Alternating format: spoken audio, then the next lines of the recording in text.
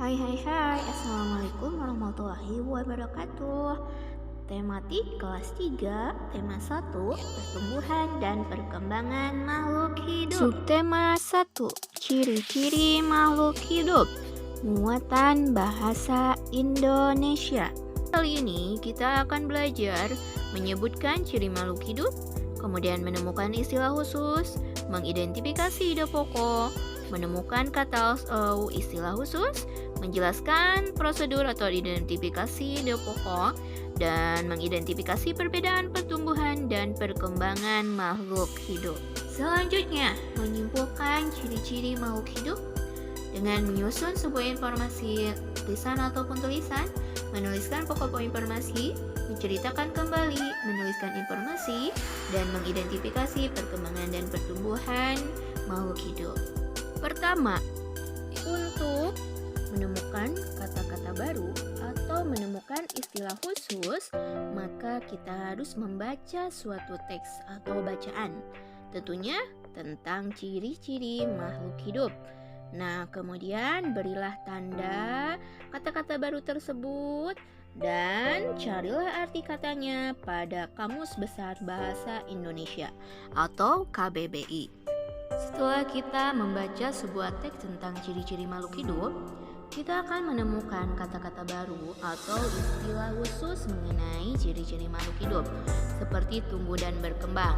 Nah, kita cari artinya di KBBI. Tumbuh berarti itu timbul yang tadinya belum ada menjadi ada, seperti rambut yang menjadi tumbuh, kemudian gigi, tumbuh. Kemudian berkembang. Nah, berkembang itu berarti bertambah banyak ya.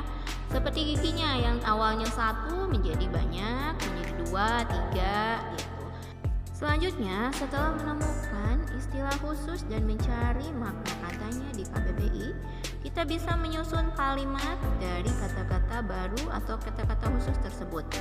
Contoh kalimatnya, manusia memerlukan makan dan minum untuk tumbuh dan berkembang biak.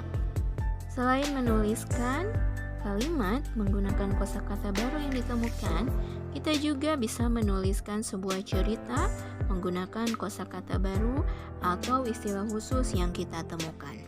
Misalnya, kita akan menceritakan bagaimana caranya menjaga kesehatan tubuh kita sendiri.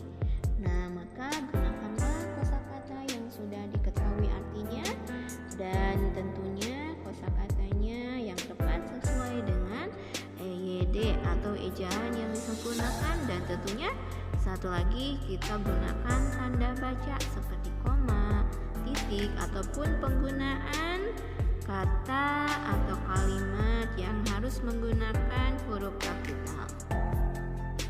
Setelah menemukan kata-kata baru dan mencari maknanya, kemudian menuliskan menjadi sebuah kalimat dan menceritakan sebuah cerita menggunakan kosakata baru.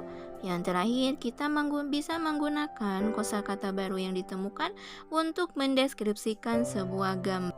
Ayo kita coba mendeskripsikan gambar berikut ini. Ada ayam yang sedang diberi makan oleh seorang anak perempuan yang didampingi ayahnya, dan ada ibu yang sedang menyiram bunga.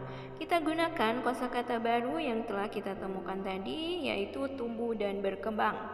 Nah, hewan dan tumbuhan memerlukan makanan dan minum untuk tumbuh dan berkembang. Nah, itulah contoh mendeskripsikan sebuah gambar. Jadi, kita harus teliti melihat, mengidentifikasi apa saja yang terdapat pada gambar yang akan kita deskripsikan. Galeri ilmuku. Makhluk hidup. Pertama ada manusia, kemudian ada hewan, dan ada tumbuhan. Sedangkan makhluk tak hidup seperti benda-benda yang digunakan oleh kita, seperti meja, sisir, kaos kaki, mobil, dan yang lainnya. Ciri-ciri makhluk hidup. Sebagai makhluk hidup seperti manusia, hewan, dan tumbuhan, tentunya memiliki ciri-ciri yang sama. Pertama, bergerak, kemudian bernapas, mengalami pertumbuhan, berkembang biak, makan dan minum, peka terhadap rangsangan, atau iritabilitas. kebutuhan makhluk hidup. Pertama, makanan. Kedua, minuman. Ketiga, tempat tinggal. Dan yang terakhir adalah udara. Makhluk hidup terdiri dari hewan, manusia, dan tumbuhan. Ciri-ciri manusia: hidup di darat, bergerak dengan kedua kaki, melahirkan, bernapas dengan paru-paru, tulangnya padat dan berat.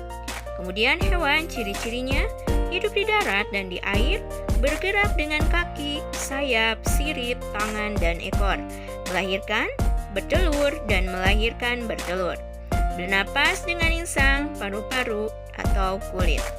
Yang ketiga adalah tumbuhan, hidup di darat dan di air, bergerak pasif, berkembang biak dengan biji, spora, dan cangkok, bernapas dengan stomata, kulit batang, ataupun kulit akar.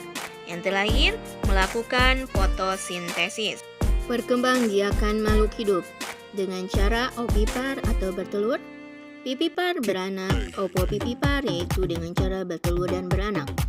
Contoh perkembangan hewan, ada yang ovipar yaitu kura-kura, kemudian ikan, ataupun ayam. Nah, sedangkan yang opopipipar atau bertelur dan beranak, contohnya adalah ular dan buaya. Yang berkembang biak dengan pipipar atau beranak ada kuda, kemudian sapi, dan kucing. Sedangkan manusia bisa digolongkan kepada perkembangbiakan pipipar yaitu beranak atau melahirkan. Nah, kalau tumbuhan tentunya memerlukan bantuan dari manusia, yaitu dengan okulasi, pengecekan, ataupun dengan yang lainnya. Sekian dan terima kasih. Semoga bermanfaat. Wassalamualaikum